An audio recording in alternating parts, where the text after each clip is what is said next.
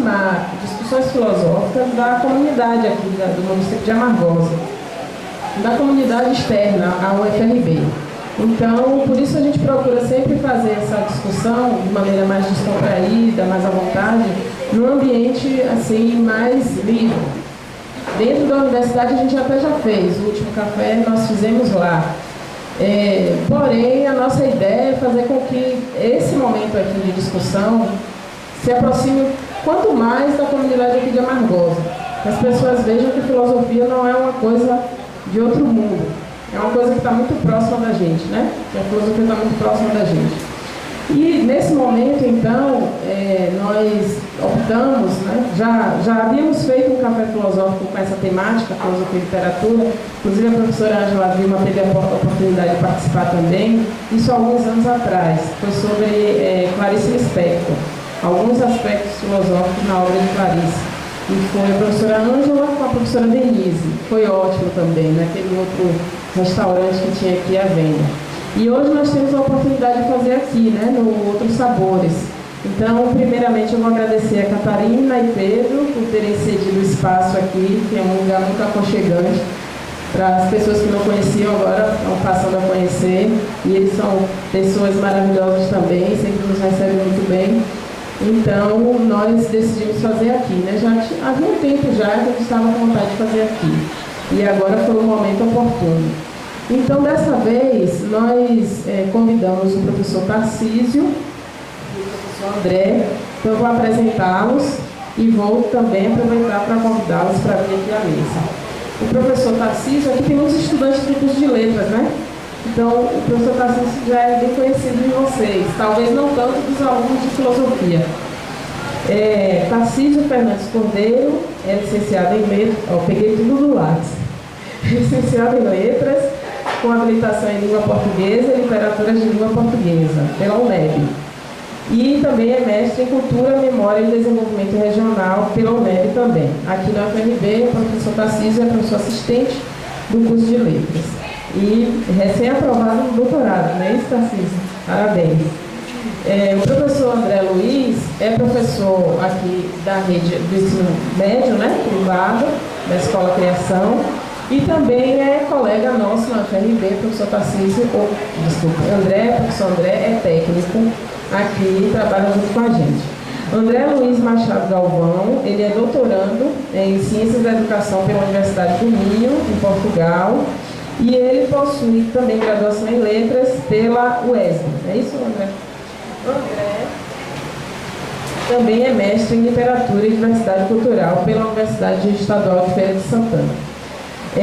Além dos dois professores palestrantes da noite, nós teremos a estudante do curso de Filosofia, a graduação em Filosofia, e bolsista do PIBID, a aluna Girlene Andrade de Assis, que vai fazer a mediação aqui nesse debate.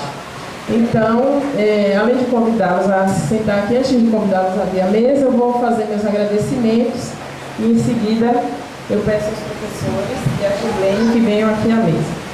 Então, já agradeci a Catarina e Pedro, agradeço novamente a Luiz e Maria Alice, aos alunos que estão aqui presentes, os estudantes, professores do CFP, os estudantes que vieram de Milagres, que é essa mesa aqui, né?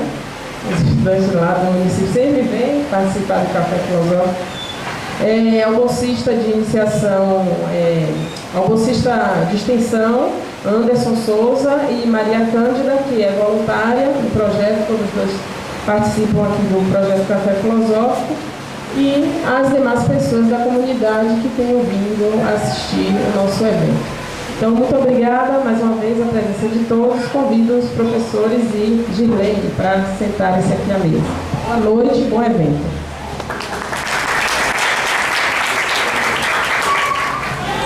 Boa noite, pessoal. Então, vamos iniciar nossa discussão sobre filosofia e literatura. Acho que todos estão ansiosos. Vamos iniciar com o professor Tarcísio. Bem, colegas, boa noite. Em primeiro lugar, gostaria de agradecer o convite realizado pela professora Giovana Monteiro, coordenadora desse projeto de extensão, também ao Anderson e a toda a equipe que dá suporte e apoio as atividades do Café Filosófico. Agradeço também a Catarina, Pedro, Chico, por deixarem a gente fazer essa bagunça aqui hoje, tá bom? Vai ser legal. Bem, também dizer da minha alegria de mais uma vez estar participando de uma atividade com o professor André Galvão, né? Com os colegas que aqui estão nos prestigiando. Eu vi aqui a professora Angela Vilma, a professora Karina, a professora Cíntia e, enfim, aos estudantes que mais uma vez atenderam o nosso pedido, o nosso chamado e estão participando conosco dessa atividade. Tá? Muito obrigado a todos pela presença, pelo carinho. Bem, colegas, recentemente eu pude participar de uma discussão sobre a obra do Silvio Romero, cujo título era Crítico Intérprete, Filósofo Tímido. E eu comecei aquela minha exposição, juntamente com o professor Ricardo Henrique, dizendo que tímido era eu, né? Tímido mesmo de verdade sou eu. E depois daquela discussão que o professor Ricardo fez, eu cheguei à certeza absoluta, André, que em filosofia eu não sou tímido, eu sou mudo, eu devo ficar calado, eu tenho que estudar muito ainda para poder discutir e problematizar as questões filosóficas. Desse modo, já pedindo desculpas à plateia pelo estelionato que eventualmente possa estar acontecendo, eu asseguro a vocês que as perguntas difíceis os colegas filósofos respondem sobre filosofia. Mas eu vou tentar dar minha contribuição sobre as leituras que eu tenho feito recentemente a respeito dos temas que têm me interessado e como eu tenho visto o diálogo da literatura com a filosofia e, em especial, como alguns pensadores, alguns autores têm dado uma contribuição importante para as discussões acerca dos estudos literários e da crítica literária. Se cabe um parêntese, sempre me chamou muita atenção a presença de jornalistas publicando livros, escrevendo histórias, né? Enfim, desenvolvendo a sua atividade profissional, mas também produzindo literatura. É algo que a gente poderia dar inúmeros exemplos aqui, né? Eu me lembro rapidamente de colegas próximos a gente, como o professor Carlos Ribeiro, Carlos Barbosa. Se a gente for buscar no cenário nacional a obra do Caio Fernando Abreu, enfim, são vários as experiências de escritores que eram jornalistas, e eu atribuo isso ao ato da escrita cotidiana. Me parece que literatura, a prática da construção do texto literário está associada a essa experiência da escrita. E não por acaso eu percebo a grande contribuição que pensadores, em especial filósofos, têm dado aos estudos e à crítica literária, à teoria, tendo em vista imaginar que o papel do filósofo é pensar, é refletir sobre, né? E quando a gente recorre ao rol de autores que estão nas referências bibliográficas dos nossos componentes curriculares, nós vamos perceber a enormidade de filósofos que nós estamos usando no nosso cotidiano, né? Que tem nos ajudado a pensar de algum modo esse fenômeno que é a arte da palavra, que é o discurso na sua construção estética. Bem, a gente meio que fez aqui uma conversa prévia. O André ele vai buscar elementos mais clássicos da discussão filosófica, vai situar alguns autores que ele tem dialogado, mas o que me interessa basicamente é a gente pensar a contribuição de dois, talvez um terceiro autor, são, na verdade, pensadores, são filósofos e que contribuem de alguma forma com a reflexão do fazer da estética da literatura. E eu trouxe aqui uma questão, um problema para a gente discutir, né? Não sei se vai dar tempo, porque 30 minutos é um tempo um pouco rápido. Talvez a gente não consiga fazer esse debate como eventualmente a gente poderia fazer se estivéssemos aqui às 4 horas da noite. Mas eu vou tentar ser mais breve na minha exposição, né? Bem, o que me interessa do ponto de vista hoje dos estudos em literatura, basicamente são duas temáticas. Me interessa aquilo que está associado à narrativa e à cultura sertaneja, né?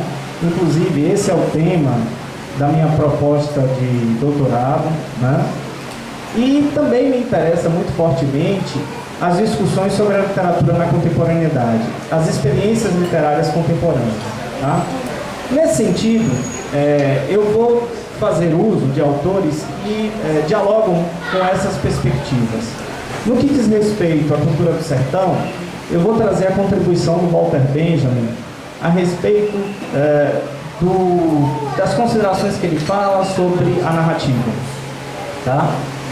E a respeito da literatura na contemporaneidade, eu vou tentar dialogar com dois autores, o Svetan Todorov, que é um autor que eu conheci recentemente, né? Estudei, inclusive foi até a professora Angela Vilma que me emprestou esse livro para que eu pudesse fazer uma leitura introdutória da obra de Todorov.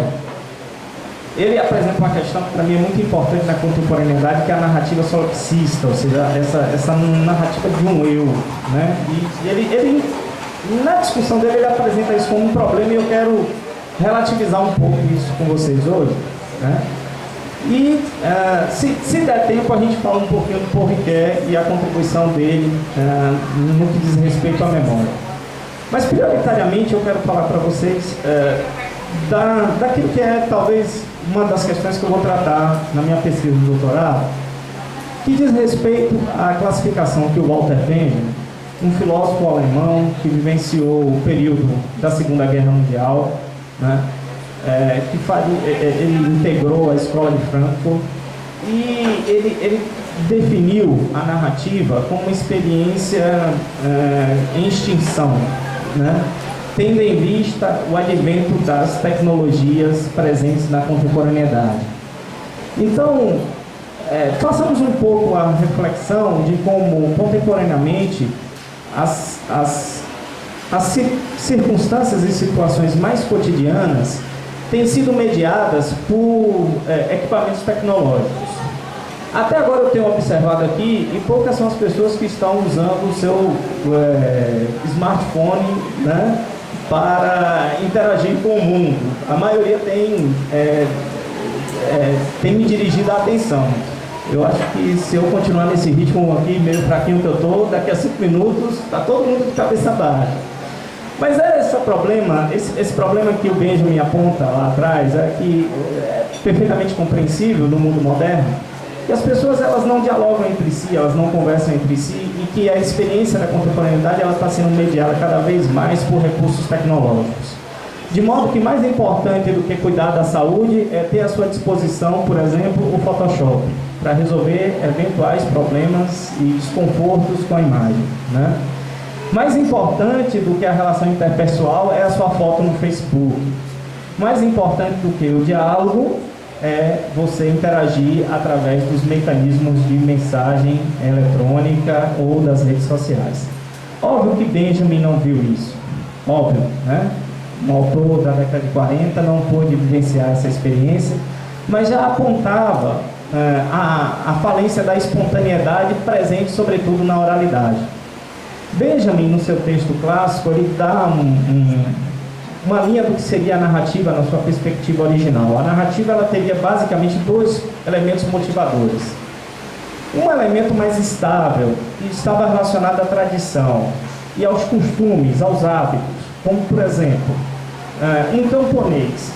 Ele tem todo um saber, ele tem todo um conhecimento da vida, do seu cotidiano.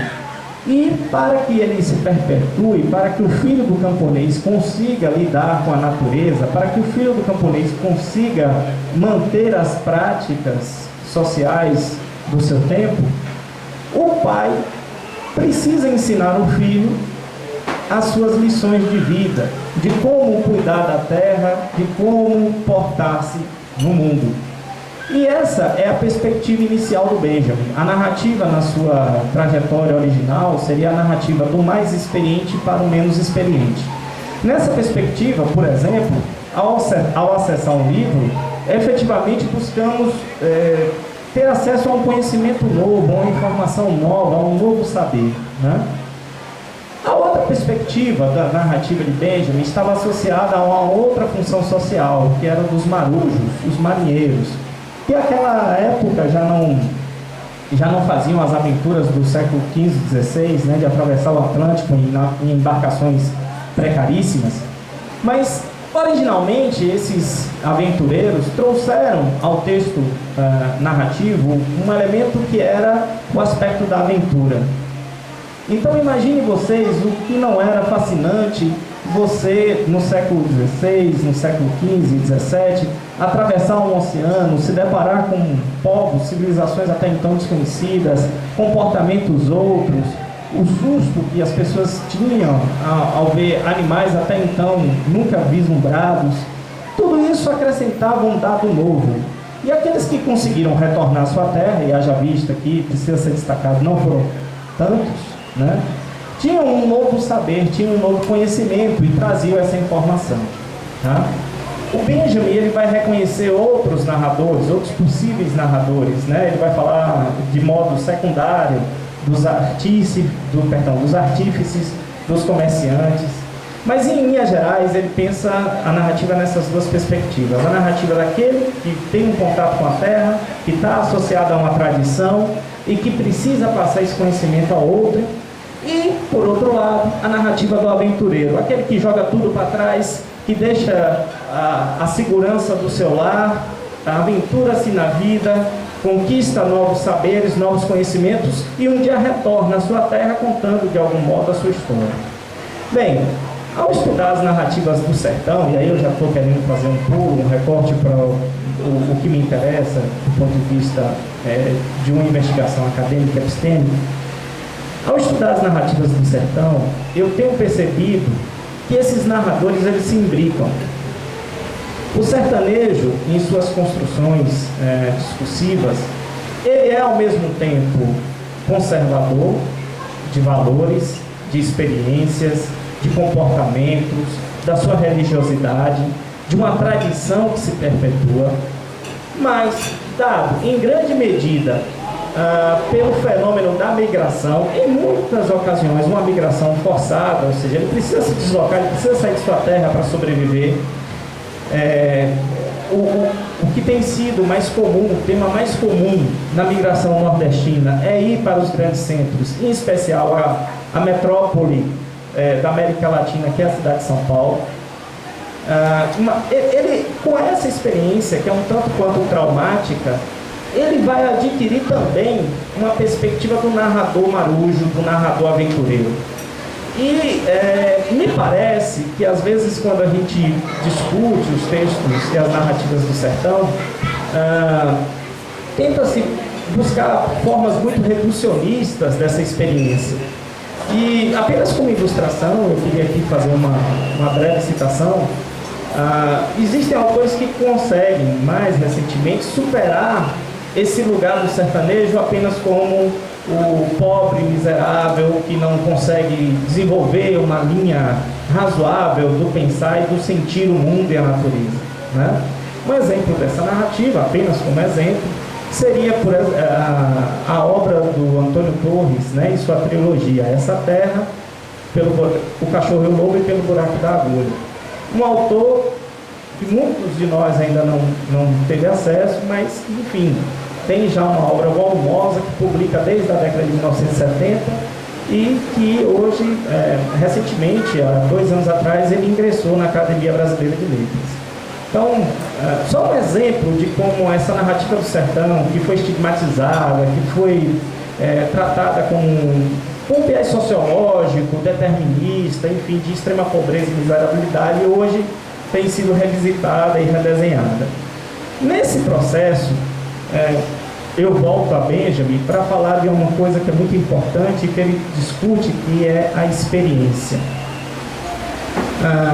Quando Benjamin fala da falência da narrativa, ele coloca na perspectiva de que você, para ser um narrador, para você, enfim, ter capacidade de socializar, você precisa emergir na sua própria experiência e arrancar dela, daquilo que foi a sua vivência, a construção do texto narrativo.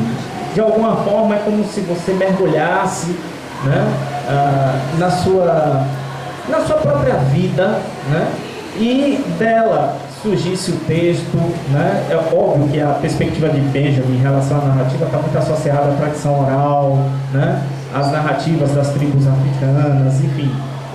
Benjamin, ele Alguns críticos da escola de Frankfurt dizem que Benjamin era um filósofo melancólico, né, que tinha dificuldade de perceber avanços com os usos da tecnologia. Mas o fato é que Benjamin vai falar de experiência e esse é um conceito central para o debate que ele propõe. Bem, essa ideia da experiência eu quero retomar mais contemporaneamente a partir da contribuição do Svetan Todorov.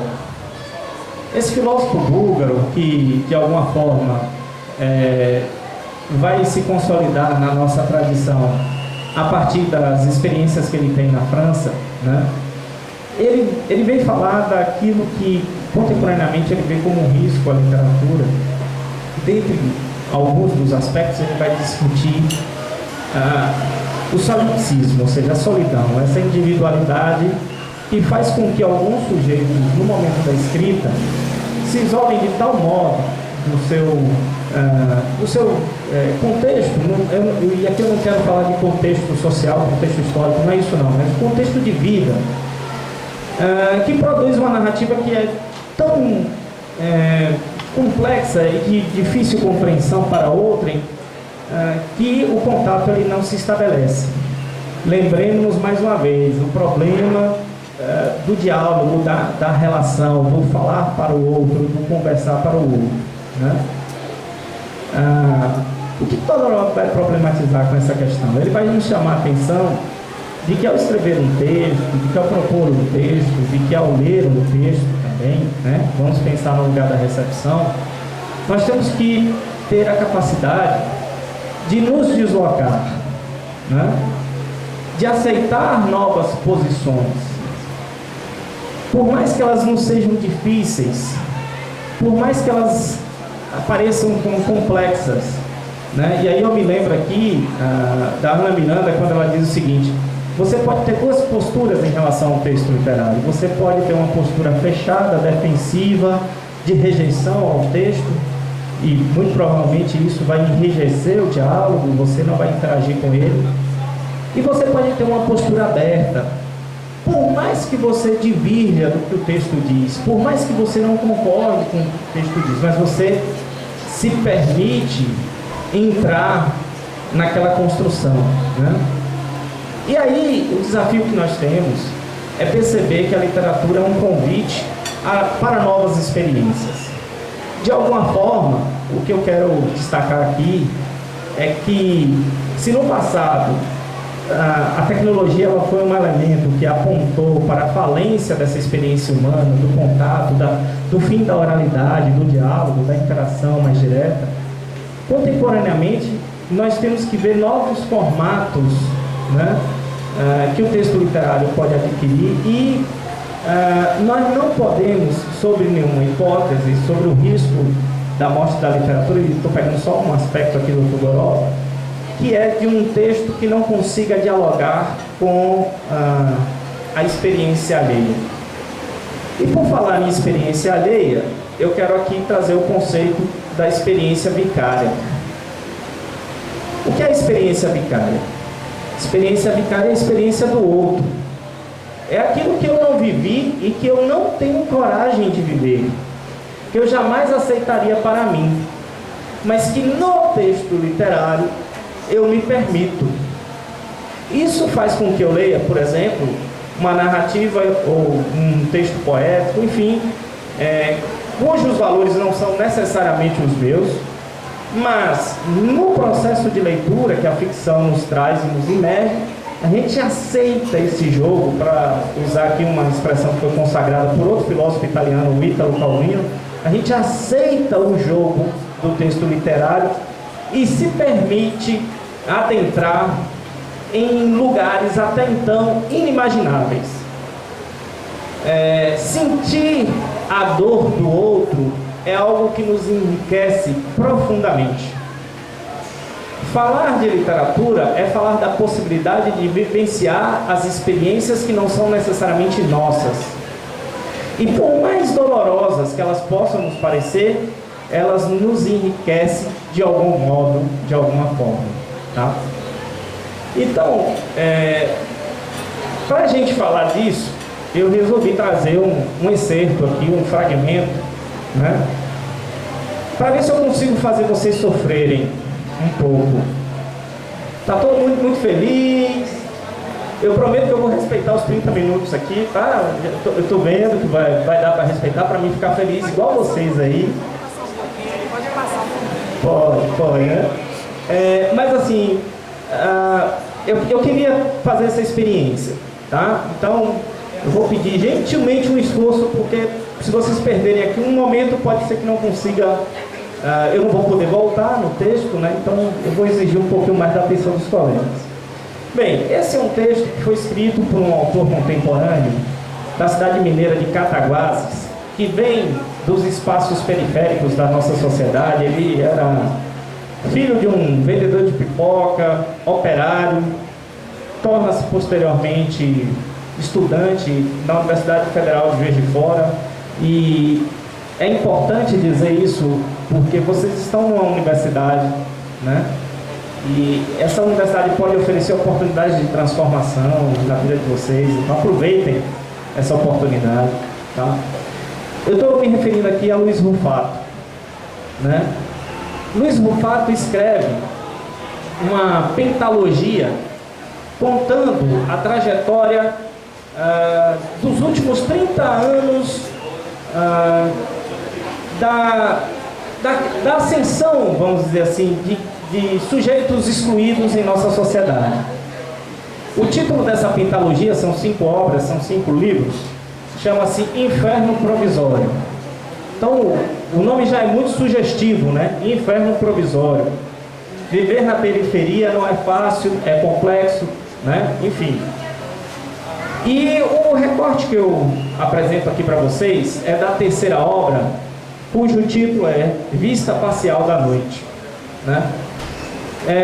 O Rufato, ele brinca muito, ele diz que ele não sabe escrever romances, que ele escreve contos, e como as editoras dizem que para vender, que ninguém compra livro de contos, que as pessoas preferem comprar livros de romance, ele resolveu esse problema juntando vários contos e dizendo que aquilo era um romance, e as pessoas acreditam nisso, né? E o dilema que eu vou apresentar para vocês aqui é a seguinte situação. Dentro desse espaço periférico, uma família extremamente pobre, você tem um casal que se desfaz. O texto não deixa claro o motivo do rompimento dessa relação. A esposa simplesmente vai embora. O fato é que fica o pai e mais 4 filhos, né? E ele tem o desafio de tocar a vida sem a mulher. E isso o magoa profundamente, ele fica extremamente endurecido com esse abandono, né? Não só pelo fato de ter que cuidar dos filhos, mas também pela perda da esposa. E ele, dentre os filhos, ele tinha um deles que ele tinha profunda admiração, era um menino estudioso, né? Que representava a possibilidade de ascensão da família, chamado Cláudio. E esse personagem masculino, muito desenganado com a experiência que ele estava vivenciando, ele resolve se suicidar. Ele toma a decisão de se suicidar. Só que ele achava que era preciso que a esposa soubesse, a ex-esposa soubesse desse fato. E ele resolve, para tanto, convidar esse filho, que ele tinha uma relação afetiva muito grande, para testemunhar esse ato. E no processo em que ele se desloca para, vamos dizer assim, para o ato extremo, ele resolve, ele muda de decisão. E aí vamos deixar o Rufato falar. Bom, lembrem-se, experiência vicária é o conceito que eu quero problematizar com vocês aqui. Baiano caminhou devagar até a beira do rio Pardo. Uma carretilha de nylon. Inverno, costelas à mostra, pedras e bancos de areia. O leito desencostou. 3 metros de corda bacalhau. Sentiu a temperatura, um gelo. Desenfileirou os lambaris, os cascudos, as traíras no tanque. Cláudio, pega uma faca para mim. Descamou-os, esviscerou-os, os gatos desvairados na minha ação. Onde o senhor pegou esses peixes, pai? Lá para os lados da ponte do Sabiá, o alto acre de cachaça. Pede para sua irmã lambuzar eles de fubá e fritar. Você tem que pensar nas crianças. 4 bocas para criar. Livrou-se da blusa, da camisa, da calça, do chinelo, sentado. O menino acompanhou, curioso, a barriga redonda, estufando o calção avançado. Cirandear, arfando, molhar os pulsos, a cabeça, afugentando, espirrando pingos nas touceiras da margem, afugentando o silêncio. Vem, Cláudio, entra. Vou não, pai, tá frio. Frio o quê, raio? Entra, estou mandando. Mas, pai, vou pegar uma constipação. Vai bosta nenhuma, você é homem ou uma mariquinha? De pé, Baiano apontou. Ó, aqui dá pé pra você. Contrariado, despiu-se. Tremendo, Cláudio entrou no rio. A planta dos pés amassou a friagem do mato, da lama, as finas canelas empuxaram-no, estancou. Pai? E o pai responde, vem! E ofegante eriçou-se inteiro ao contato com a água. Tiritando acercou-se do pai, procurando agarrar-se ao seu pescoço. Mas pareceu ele distanciava-se. Impulsionou-se novamente, pareceu ele distanciava-se. Pai! Pensou regressar, perder o fôlego. Pai! Lançou na sua direção pés em falso, mão debatendo desordenadas. Submergiu. O pai matou o filho. Em seguida, não está aqui no fragmento, ele recupera o corpo da criança, enrola o nylon que ele carregava, vai até uma árvore que se destacava na beira do rio, enrola a corda que ele trazia no seu pescoço e se suicida. E aí termina-se o capítulo de Rufá. Bem, eu considero essa uma das cenas mais terríveis da narrativa contemporânea, né? Pelo desespero que ela nos produz e pelo fato de se tratar de um infanticídio. Quem é pai e mãe aqui deve sentir muita dor quando vê uma referência dessa. Bem, mas como a gente pode lidar com um texto como esse? Como a gente pode superar essa dor? Em primeiro lugar, a gente precisa ter a capacidade de penetrar no âmago do sentimento do personagem. Sob nenhum modo a gente concorda com ela. Eu imagino que a maioria aqui não o abonaria, não seria inocentado. Mas dentro do plano narrativo, a gente aceita e, de certa forma, tenta compreender os motivos que levam um pai desesperado com 4 crianças a cometer uma vingança dessa natureza, né? A tirar a vida do próprio filho e depois cometer o suicídio apenas para mostrar para sua ex-companheira de que, ao deixá-lo, ela condenou a própria sorte da sua criança, né?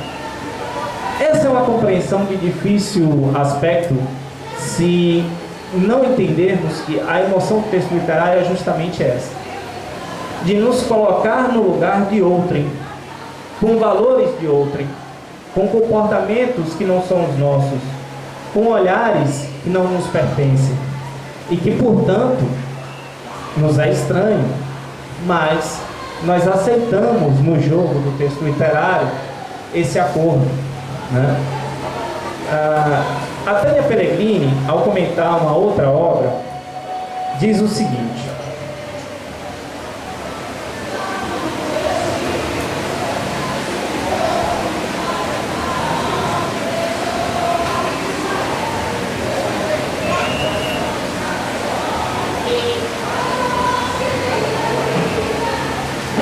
apesar de centrada no eu, contraditoriamente, essa narrativa nada tem de subjetivo.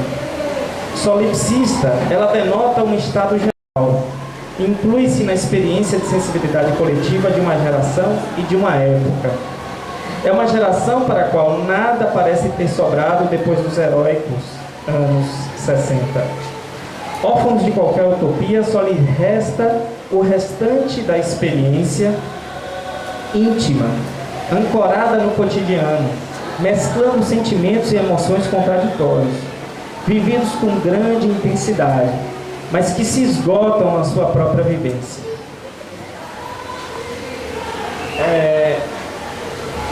Ao ler o fato e a sua radicalidade pelas experiências dos espaços periféricos, nós somos obrigados a fazer uma reflexão sobre o mundo em que vivemos, né? A pensar o tipo de sociedade que temos e os valores que construímos. De algum modo, o convite que fica, né, não é legitimar a violência na sua forma estúpida, mas pensar o porquê dela se materializar, né? Essa é uma das questões que afligem muito os textos da contemporaneidade. A ausência de um final feliz, a ausência de uma realização plena. Talvez o que devêssemos questionar é se a vida real ela é compatível plenamente com o final feliz. Objetivamos as realizações dos nossos sonhos, dos nossos desejos, sem nenhuma dúvida, mas a literatura não tem esse tipo de compromisso, né? Os textos estão cada vez mais endurecidos, cada vez mais eles falam das não utopias, das histórias que aparentemente são tristes. Mas esses textos, que revelam a época de desconstrução de valores, nos apontam, talvez, para aquilo que eu considero fundamental, que é a nossa humanidade, que é a nossa limitação enquanto ser humano, que é a nossa incapacidade de resolver plenamente todas as questões que são apontadas no mundo contemporâneo, que é a nossa incompletude, que são problemas relacionados a uma difícil construção nos tempos contemporâneos, né? Eu deixo aqui essas minhas provocações. Eu acho que vai ser interessante a gente fazer a interação. Eu trouxe aqui um outro texto do Machado de Assis, mas eu vou deixar para o final, que eu acho que fica interessante a gente ouvir um pouquinho o André, abrir a conversa, e no final eu tenho o Jovem Desfecho aqui, tá bom? Obrigado.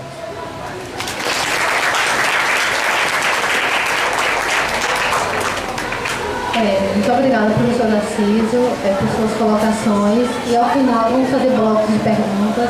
Vocês vão ter a oportunidade de, após as anotações, poder refletir um pouquinho com o professor Narciso. E agora passo a palavra para o professor André. Bom, boa noite. Bom, em primeiro lugar, quero agradecer essa oportunidade de estar aqui mais uma vez com o Tarcísio. A gente já teve a oportunidade de dividir outras mesas e outros assuntos, mas sempre com a literatura pelo meio, isso que importa. E assim, quero agradecer não só ao pessoal do projeto, mas a todo mundo que está aqui, e dizer o seguinte: eu até já falei antes, conversei com o Anderson, falei com o próprio Tarcísio. Eu não me meto muito nos caminhos da filosofia, porque eu não gosto de falar sobre o que eu não entendo, para não cometer erros. Adoro a filosofia, mas conheço muito pouco. Então, eu vou tentar também, na verdade, a minha proposta aqui é falar um pouco das referências filosóficas que eu tive ao longo da minha vida estudante, agora como pesquisador, e que envolveram diretamente a filosofia, né? Alguns ensinamentos que eu tive, algumas coisas que foram importantes para a minha formação e que eu acho importante. Acho, de certa forma, vai dialogar um pouco com a proposta que o Tarcísio trouxe de falar de alguns filósofos que estão mais diretamente ligados ao universo da literatura, como Benjamin, como Adorno, como tantos outros. Então, assim, eu começo falando sobre a literatura, puxando um pouco do que já foi dito, Tarcísio, desse aspecto da literatura que é muito importante como esse reflexo da realidade.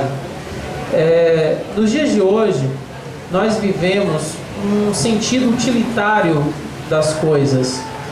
Quando você propõe estudar literatura, fazer pesquisa sobre literatura, por exemplo, mesmo na universidade ou em outros espaços, uma das críticas que são feitas é em relação sobre a utilidade da literatura. Para que serve a literatura no mundo de hoje? A engenharia serve, o direito serve, a medicina serve. A literatura serve para quê? Talvez pelo conceito um tanto equivocado que se tenha sobre ficção, Bom, o que é ficção? Talvez para 9 entre 10 pessoas elas vão responder que ficção é mentira. E de certa forma mas pode ser verdade também. depende do ponto de vista.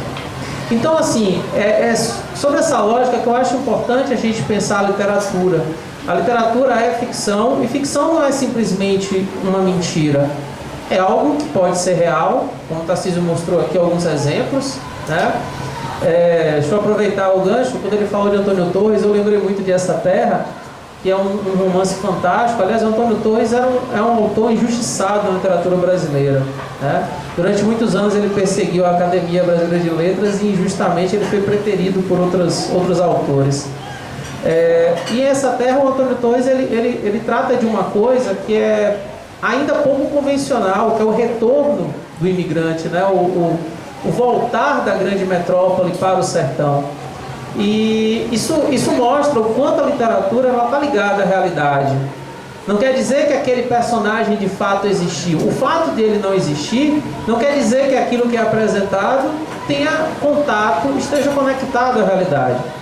Então, o grande mérito da literatura, ao meu ver, é essa capacidade infinita, né, de simular verdades através da mentira, entre aspas, né, a ficção. Essa simulação, às vezes, ela vai além, ela termina se miscuindo com a própria realidade. E, às vezes, você já não sabe exatamente o que é realidade e o que é ficção. E, para exemplificar o que eu estou falando, eu lembro sempre das distopias. As distopias são histórias que pensam num contexto autoritário, em que, de certa forma, as pessoas estão privadas dos seus direitos. E talvez o grande exemplo de distopia que a gente tenha seja do Orwell, George Orwell, 1984, que criou a expressão Big Brother, que no Brasil se conhece por aquele programa ridículo da televisão. Mas a lógica da distopia parece tão absurda. Você já imaginou, como o caso de Orwell, um lugar onde todas as nossas ações fossem completamente acompanhadas pelo Estado? Né? Porque a proposta do 84, o livro escrito na década de 40, 50, pensando no ano de 84, né, no ano futuro de 84, uma situação onde o Estado governaria completamente o cidadão, onde ele teria uma teletela dentro de cada casa que filmaria todas as ações dele, onde o Estado teria a função, entre outras, de apagar o futuro, ou de reescrever o passado.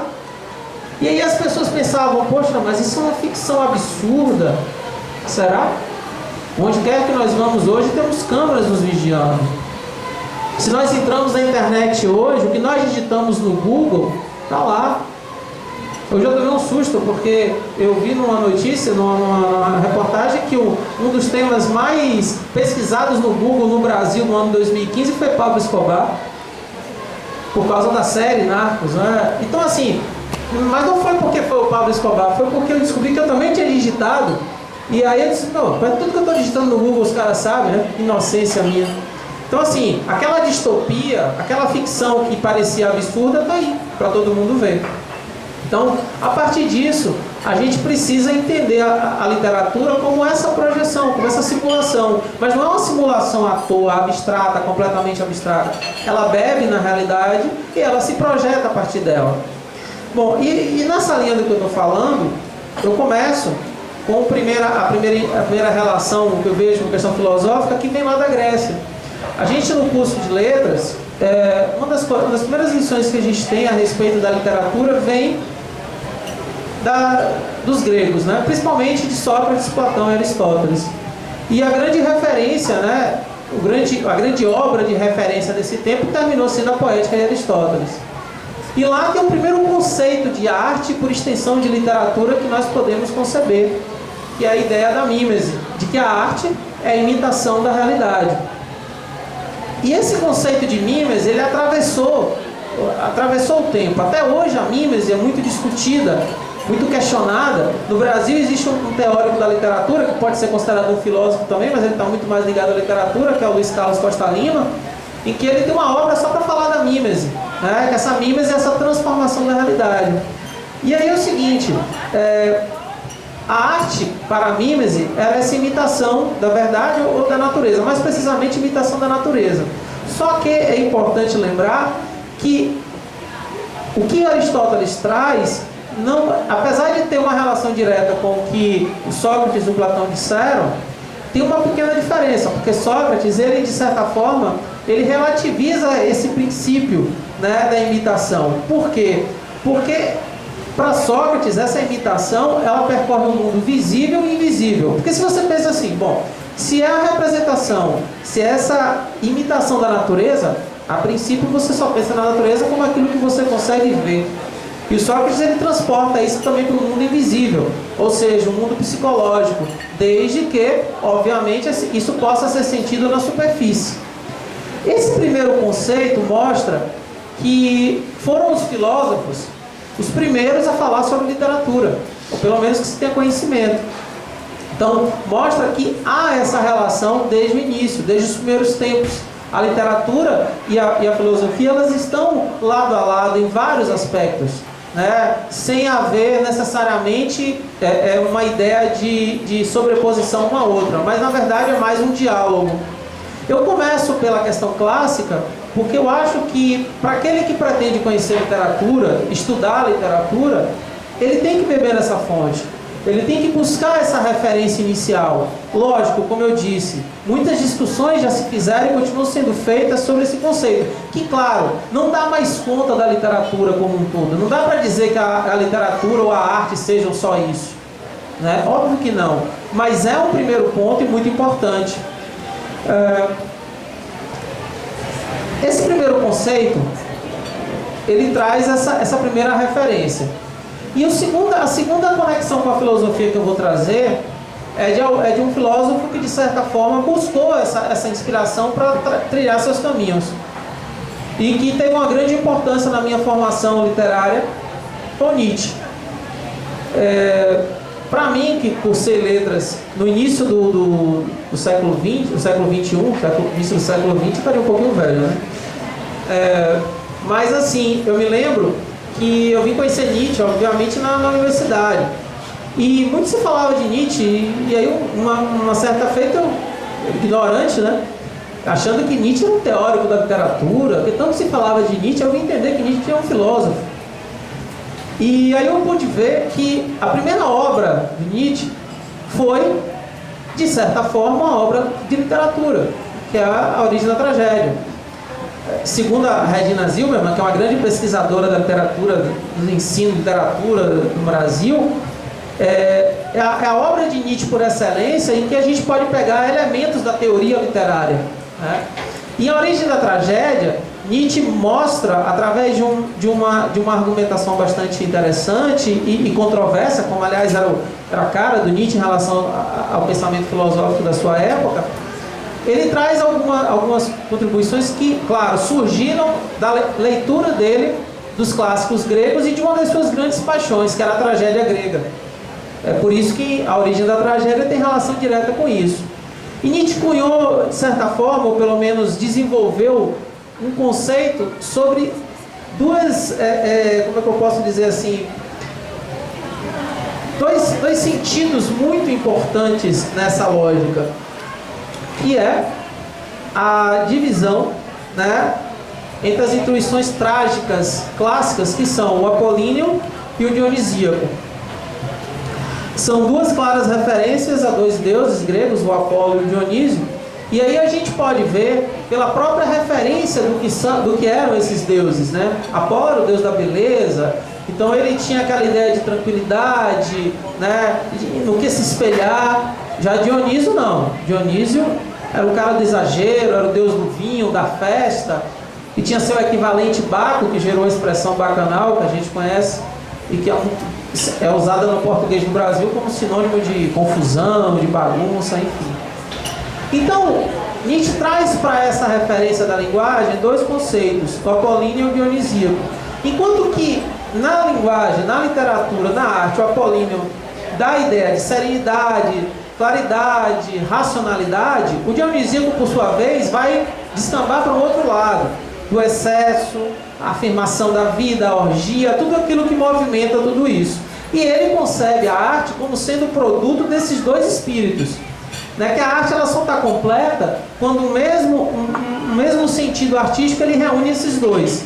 Então, a grosso modo, no estudo da literatura, uma das experiências que eu tive, né, na formação acadêmica foi de trazer esse apolíneo dionisíaco para a linguagem de uma forma bem objetiva.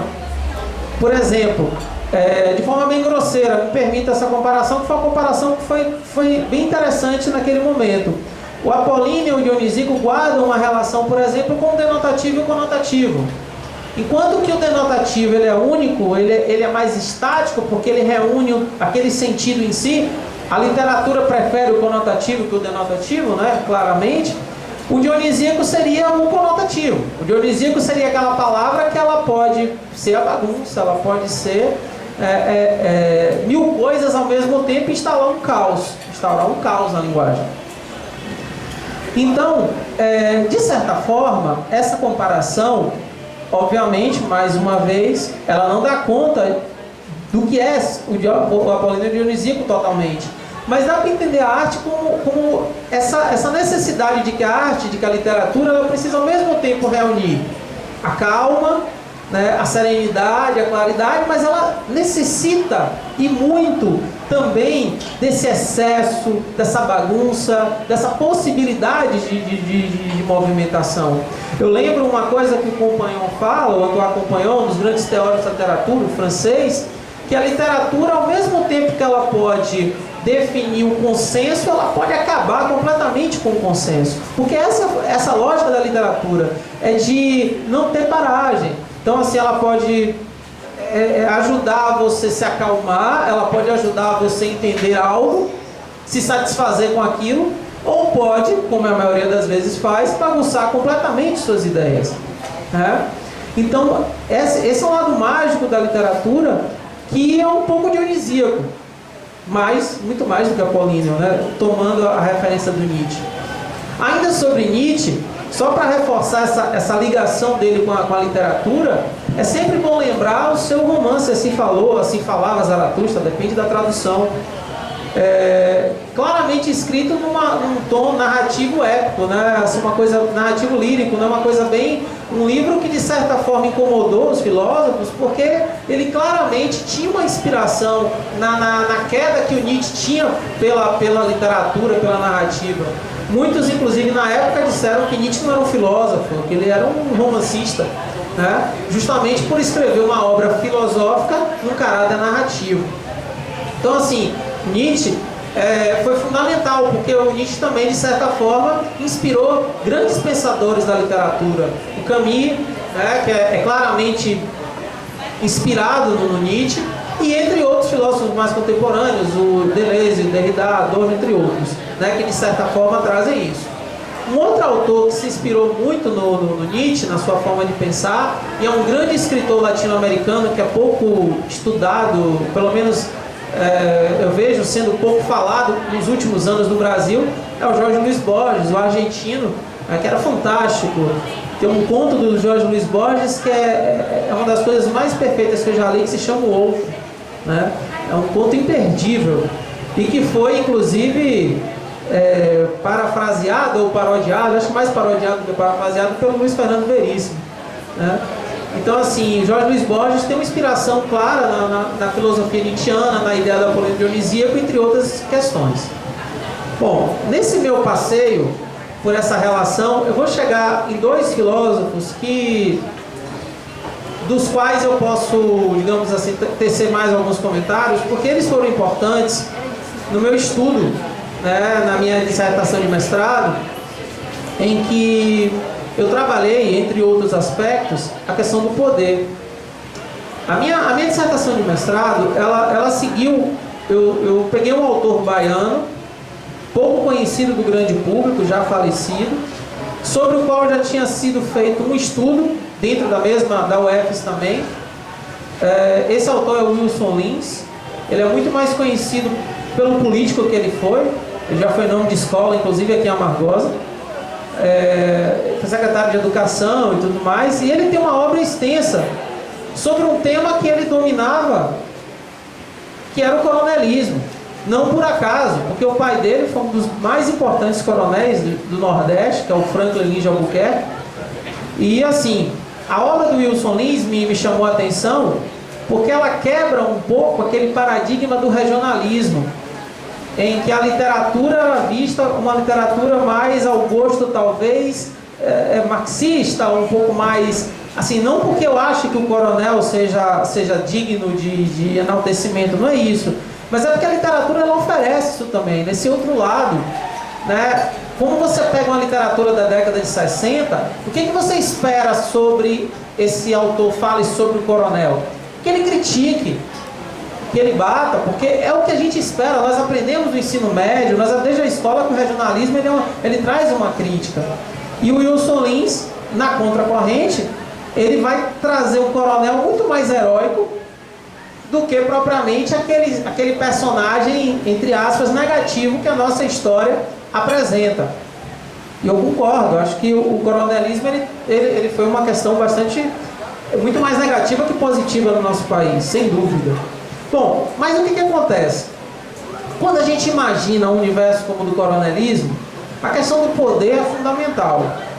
E aí, eu precisei recorrer, no meu estudo, a várias teorias, e duas que eu destaco aqui, foram muito importantes.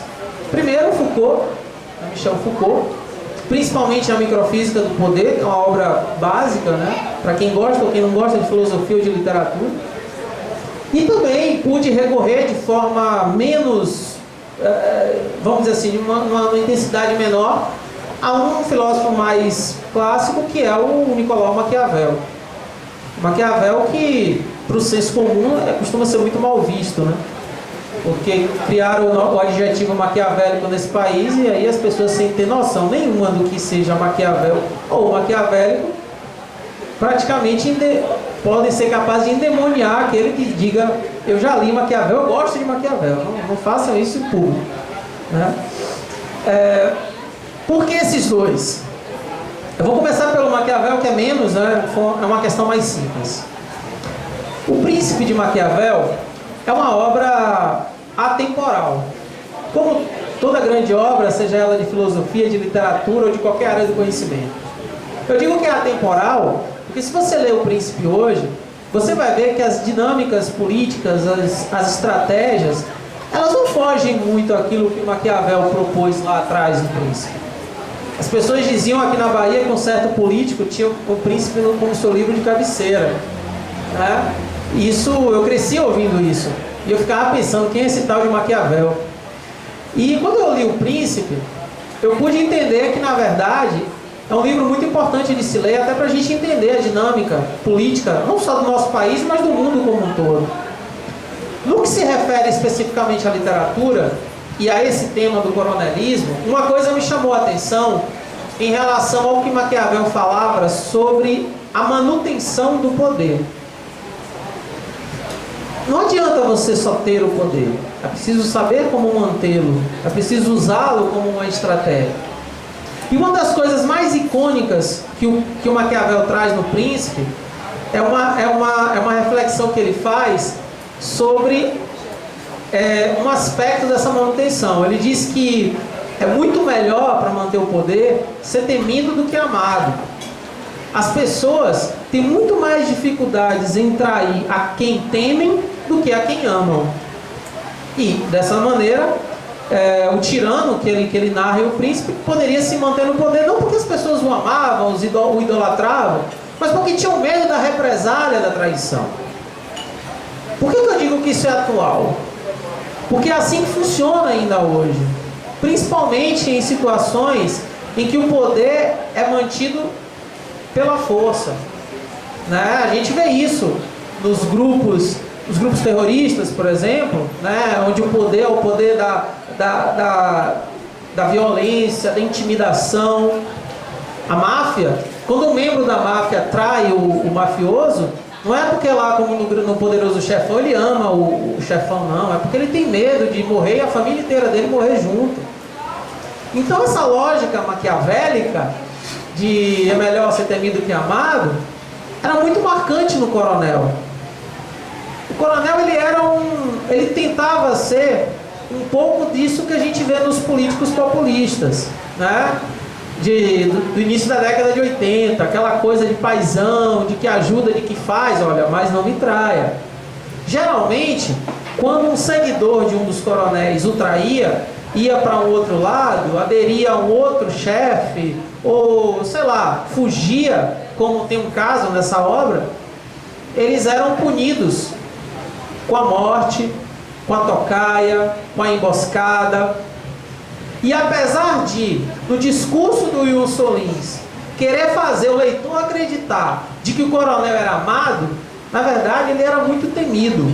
E por isso ele tinha tantos e tão fiéis seguidores. E isso mostra que, de certa forma, nas páginas do livro, reproduz esse conceito maquiavélico de que o temor causa uma obediência muito mais serena, muito mais efetiva do que propriamente o amor. Um outro aspecto, daí eu trago um pouco a leitura do Foucault, é em relação ainda ao poder. Wilson Lins, ele mostra com um apelo forte à questão histórica. É bom dizer que ele viveu o período coronelista, né, intensamente. Ele mostra um pouco desse perfil histórico dos coronéis na Bahia, no sertão propriamente, né? É um tempo em que o sertão ainda era muito arcaico, muito mais do que é hoje. O sertão de Antônio Torres, por exemplo, já é um sertão mais atual. O sertão de Vidas Secas talvez se aproxime mais do sertão dos coronéis, até porque eles estavam presentes lá, né? Então, nesse cenário coronelista, o poder mostra a lógica de Foucault quando ele fala dessa microfísica, desse poder que ele é pulverizado. O poder, ele não está concentrado na mão do Estado ou de uma única pessoa, mas ele está enraizado em vários momentos, em várias pessoas, porque cada um de nós, segundo ele, somos detentores de uma certa forma de poder.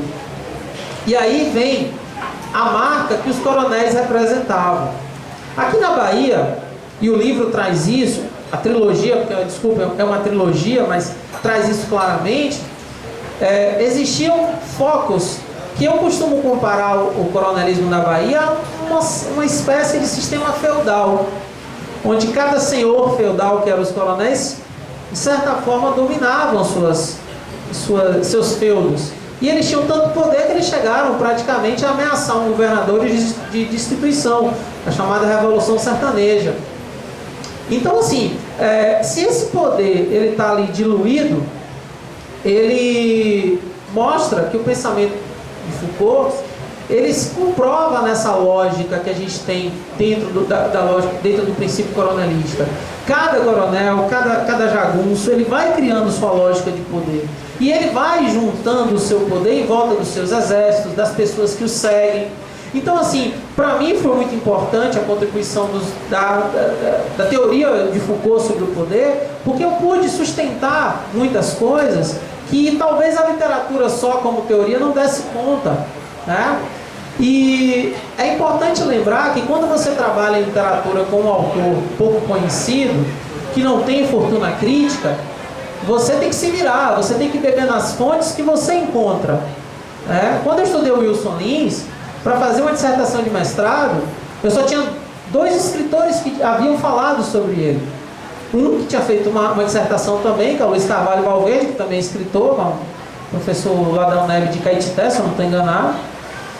E o Jorge Araújo, que é um dos maiores pesquisadores sobre literatura baiana que eu conheço, no seu livro Floração de Imaginários, que tem um capítulo sobre o Wilson Lins. Fora isso, a construção da fortuna crítica foi feita basicamente por mim e com a ajuda aqui e ali de autores como o Foucault, como o próprio Maquiavel, entre outros. Então, assim, o que eu quero mostrar nesse percurso é que filosofia e literatura, eles travam um diálogo constante, porque ambos bebem na mesma fonte, ao meu ver. A diferença é o que cada um deles faz com essa matéria-prima. Enquanto que a filosofia ela tem a referência humana para racionalizar, para pensar, para discutir, para refletir, a literatura ela também promove essa reflexão, só que ela cria histórias a partir disso.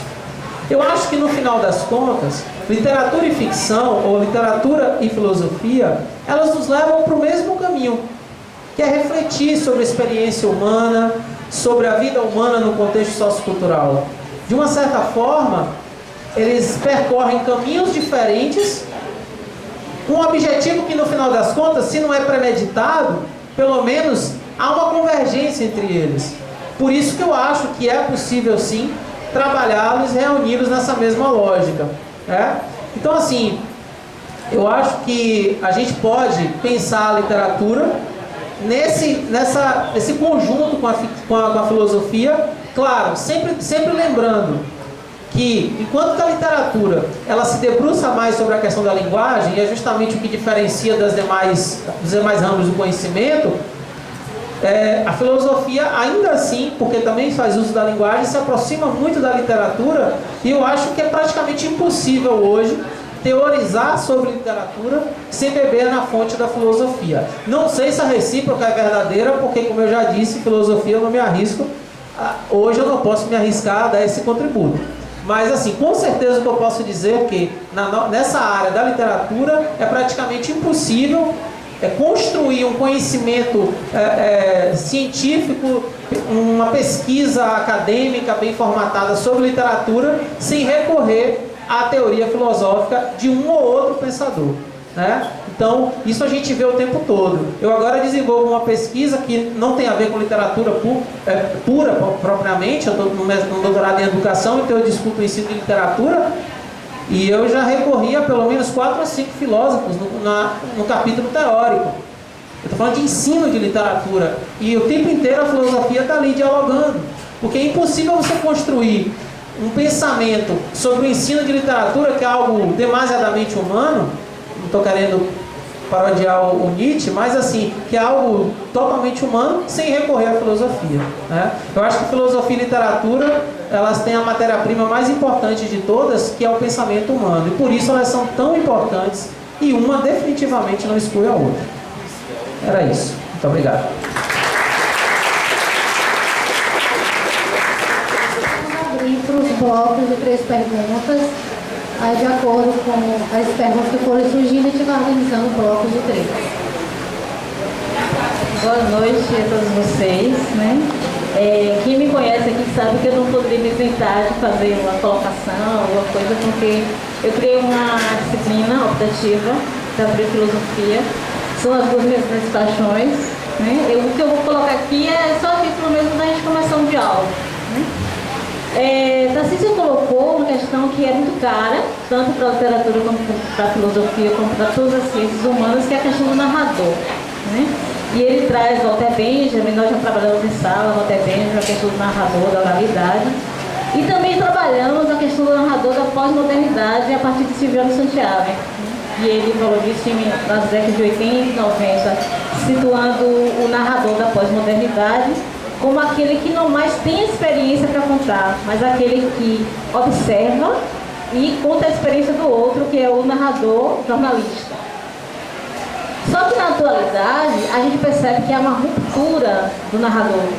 Quem é o sujeito hoje? Ninguém mais sabe quem é o sujeito. O sujeito fraturou-se, né? A identidade está fraturada. E o que a gente vê na literatura, tanto nacional quanto contemporânea, bem no sentido geral? A gente vê uma narrativa que se diz artifício e um sujeito que a gente não sabe mais quem é. E isso já começou com James Joyce, né? Na verdade, né? Com Ulisses de James Joyce. Esse narrador que não tem mais nenhum poder sobre os personagens. Esse narrador completamente desaparecido, que é o narrador que a psicanálise trouxe pra gente. E aí, é nesse tom aí que é a minha pergunta, né? Não uma pergunta, mas uma colocação geral, não só para as pessoas da mesa, como para todos vocês, né? A gente sabe que a filosofia da contemporaneidade, eu digo a filosofia Deleuze, Foucault, ele traz esse problema desse narrador, né? E aí é por aí que eu quero passar. Quando Deleuze trabalhou Kafka, ele trabalhou Kafka fugindo de uma hermenêutica. Quer dizer, ele não quer uma interpretação, ele busca linhas de fuga, né? E eu percebo que esse narrador deleuziano já é um outro tipo de narrador. Um narrador que fala de um devir, que fala de rizoma, que traz os conceitos filosóficos, mas um narrador que conhece profundamente a literatura. A literatura não foi mais a mesma, não é mais a mesma. E os escritores da contemporaneidade sabem disso. E essa fratura do sujeito, esse eu que nós não sabemos mais quem é eu, que eu sou o outro, eu não sou eu não sou o outro, e eu não sou os outros, eu não sou o coletivo, e eu sou eu. E o que é ser eu? Né? Essa grande pergunta que a gente não tem resposta. Então, o que é que faz a literatura? A literatura se debruça sobre essa fratura. O que faz a filosofia? A filosofia entra na literatura justamente para falar dessa fratura, mas falar desse entre-lugar, desse lugar que não mais tem nome, e aí utiliza esses conceitos que, para mim, estão muito bem-vindos. Desculpa, viu, vocês? Que são os conceitos de devir, de linha de fuga. Como é que eu vou entrar numa obra? Como eu entro numa obra? Quem é o narrador da obra? E aí, para finalizar, a gente pensar Deleuze como um narrador. Como seria Deleuze como um narrador de Proust e os signos, né? Ele escreveu Proust e os signos. Quem é esse narrador de Proust e os signos? Quem é o narrador deleuziano de, principalmente, Kafka, uma literatura menor? Que pega toda a obra de Kafka e tentando sempre sair da hermenêutica, buscando linhas de fuga e traçando caminhos. Que narrador é esse? É só para a gente pensar. Que tipo de narrador é esse da contemporaneidade? Fraturado, descentrado, deslocado, perdido. Se debruça sobre o artifício da literatura e sobre o artifício da filosofia, porque ambas são linguagem. E tanto a filosofia quanto a literatura sabe desse artifício. Ambos são linguagem. Ambos utilizam de tropos linguísticos. Não estamos mais, nem a filosofia, nem a literatura, e nem a história, nem todas as ciências. Ninguém está mais enganado. Tudo é tropos linguísticos. Tudo é linguagem.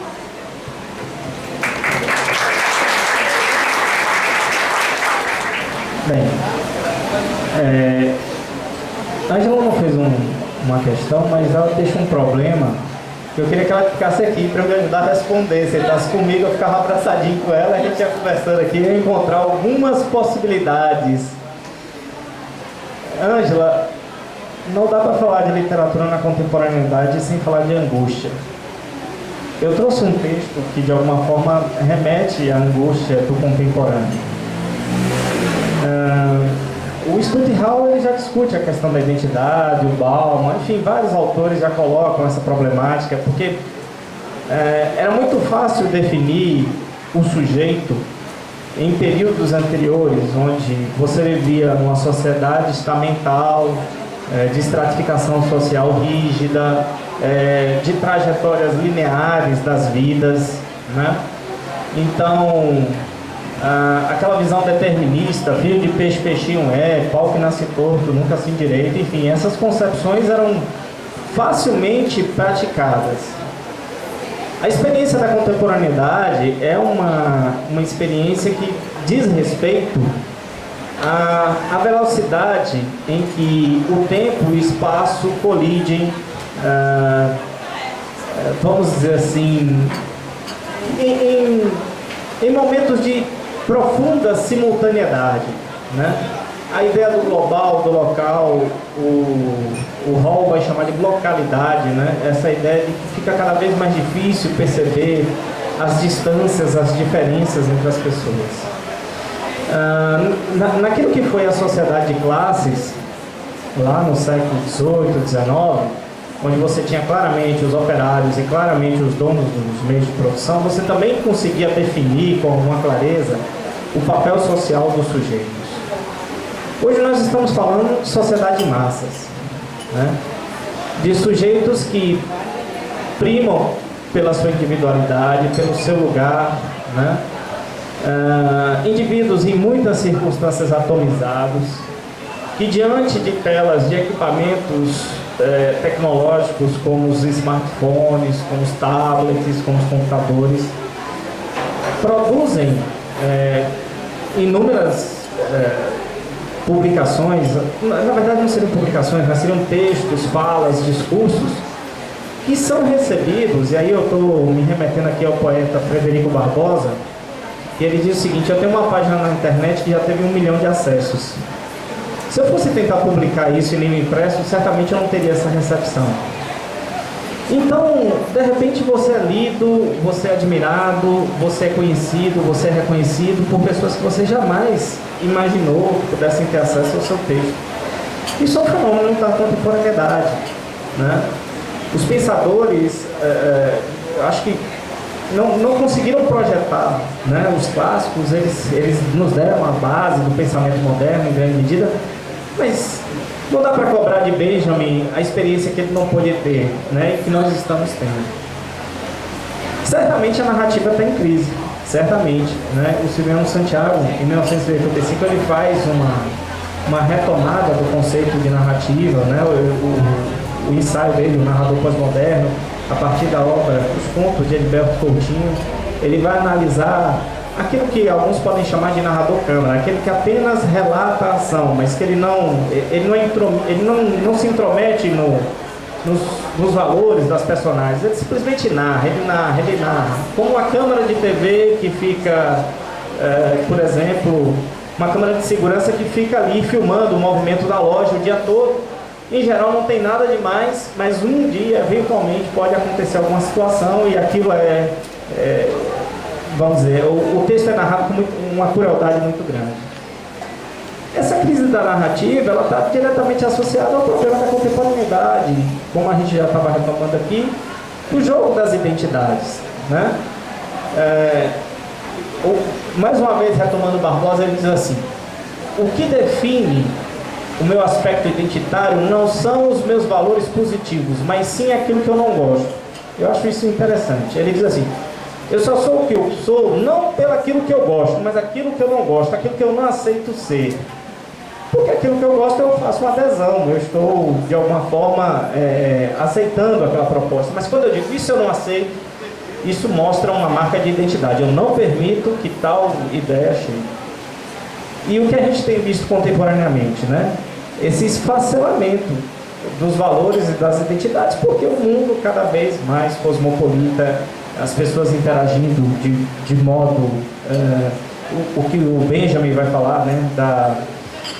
De que não existe mais a memória no seu sentido tradicional, né? De que a memória hoje ela está num processo de mecanização das tecnologias e tal. E eu acho que a narrativa incorpora esses elementos, essa crise desses sujeitos, né? Que refletem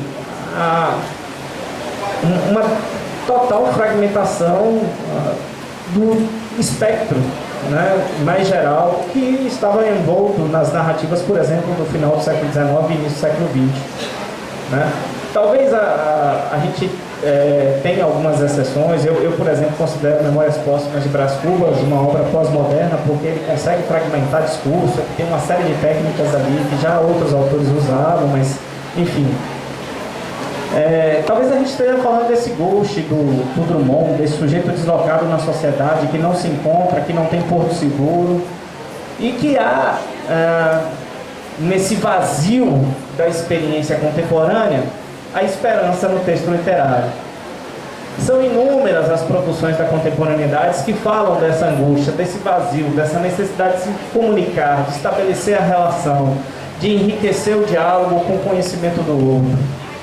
Mas, em geral, os textos têm apontado para uma resposta ou negativa ou de não realização plena desses diálogos, né? Em outras palavras, estamos num mundo de sujeitos isolados, que convivem, mas que estão atomizados de algum modo. Quando se retoma a questão, por exemplo, da psicanálise, eu não tenho como desconsiderar a narrativa do Guimarães Rosa, em Grande Sertão Veredas, quando o Riobaldo, né, senta no divã e dialoga para usar a expressão da narratologia, né, com um narratário que ninguém conhece quem é, muito provavelmente alguém que está ali fazendo um registro das memórias de Riobaldo, e a gente percebe a loucura que é a narrativa de Rosa, né, em que ele premido de vais, de vens, de subidas, descidas, de encantamentos, de desilusões, de misticismo, enfim, de uma riqueza de narradores dentro de uma voz só, de uma única voz, né? Enfim, não há mais a garantia da totalidade, perdeu-se essa perspectiva. O leitor, na perspectiva que o Silviano Santiago coloca no narrador pós-moderno, ele é convidado a participar da construção do texto literário muito mais ativamente do que no passado. Ele tem que encontrar o lugar para encaixar as vozes narrativas do texto, né? Por outro lado, me parece que esse discurso está, de alguma forma, em sintonia com o momento que vivemos, né? Ele não se desloca de todo da nossa experiência, cada vez mais pautada na construção da necessidade de reafirmar identidades que, desde muito, estão sendo questionadas, desconstruídas ou reorientadas de algum modo, de alguma forma. Então, eu fiquei pensando na modéstia do professor Darcísio, né, de que ele era mudo no sentido das questões filosóficas, mas ele foi bem preciso na sua colocação e nos trouxe o conto, né, professor? Foi o conto de fato, né? Um fragmento de um conto. Eu achei brilhante a sua reflexão sobre isso. E no início você falou que a literatura é um convite ao conhecimento, vivenciar experiências que não são nossas. E assim, pensando na filosofia, a filosofia é isso, é um convite ao conhecimento também. E quando muitas vezes as pessoas pensam que as questões filosóficas são isoladas, mas a gente percebe que dá sim para caminhar as questões de literatura também. Então, eu queria ver com o senhor essa relação direta da filosofia com a literatura. A provocação que a colega faz é entre filosofia e literatura. Ora, me parece que o André foi muito feliz ao dizer o seguinte: olha, seríamos de nós seus filósofos. Eu fui brincando aqui, ele foi falando, eu fui listando aqui alguns autores. A listinha é pequena, mas olha: Foucault, Deleuze, Derrida, Compagnon, Barthes, Riquet, Adorno, isso só para falar dos franceses. Angela falou de Deville, eu me lembrei de Agamben, que é um italiano, já coloquei aqui também, né, que ele retoma esse conceito. Agamben, Calvino, Eco na Itália, Nietzsche, Benjamin, aqui no Brasil, Benedito Nunes, enfim, não tem programa de letras que não tenha filósofo lá, né, na referência bibliográfica. Esse diálogo precisa ser intensificado. Agora, o que eu trouxe aqui, vou deixar para o final, vou pedir a licença para vocês, seria, na verdade, como a filosofia entra na literatura a partir da obra do Machado de Assis, ao ironizar, através da sua personagem Quincas Borba, o pensamento filosófico no final do século XIX aqui no Brasil. Então, vou deixar isso aqui para o final, só para a gente ter um exemplo, uma ilustração, tá bom? Então, eu recebi um questionamento aqui, acho que de Maria Cândida. Fala-se de uma perda da subjetividade do narrador na literatura contemporânea, tendo em vista que o sujeito contemporâneo também possui uma subjetividade fragmentada. É possível se construir uma subjetividade dessa narrativa?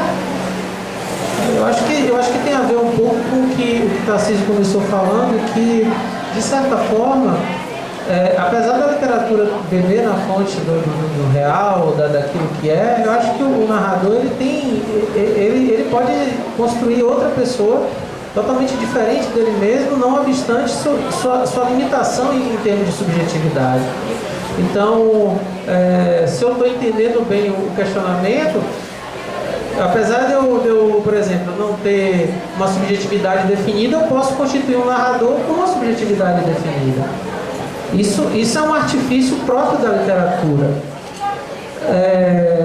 Eu lembro de uma história, que eu não sei se é mito, porque há quem questione, o caso clássico da Clarice Lispector em A Hora da Estrela, quando ela constitui um narrador masculino, e que alguns teóricos colocam que foi justamente com a intenção de fazer uma narrativa ainda mais dura e fria com a personagem Macabé. É um ponto de vista, não tomo isso como verdade. Então, assim, eu acho que é possível porque a literatura é o lugar onde esse tipo de coisa é possível. Onde você pode constituir seu narrador ou constituir um personagem, mesmo que você mesmo não tenha plenas condições de fazê-lo, mas você ainda assim faz. Né? Acho que isso acontece o tempo inteiro com a literatura. Bem, a minha opinião, enfim, é só uma opinião. Eu não acredito que... A gente pode falar de crise, a gente pode falar de fragmentação, a gente pode falar de roubo de turno, a gente pode falar de sobreposição narrativa, mas eu não acho que seja ausência. Eu não acho que seja ausência. Eu acho que a gente está se aproximando mais de marcas polifônicas, ou seja, de diversas vozes presentes no texto, que criam dificuldade no leitor. Por exemplo, é sempre mais fácil você ler um enredo. Eu estou falando de narrativa, que estou insistindo na temática da narrativa. Estrategicamente estou fugindo da poesia, porque essa é sempre mais complexa de discutir identidades, enfim, né? Mas você pode ter um enredo que é mais fácil de ser assimilado. Você tem lá uma personagem que se delimita com algumas virtudes, outra personagem que é o antagonista, né? Que tem por característica atrapalhar o sucesso do herói. E eventualmente você teria ali os adjuvantes, aqueles que colaboram de alguma maneira para a construção do enredo. Enfim, é fácil compreender essa narrativa. O leitor ele consegue entender de modo mais natural um texto dessa perspectiva. Agora, quando aparece uma narrativa de diversas vozes, e aqui eu vou só citar um exemplo, em Relato de um Certo Oriente, de Milton Ratum, você tem um romance que está dividido em 8 capítulos. Cada capítulo tem um narrador,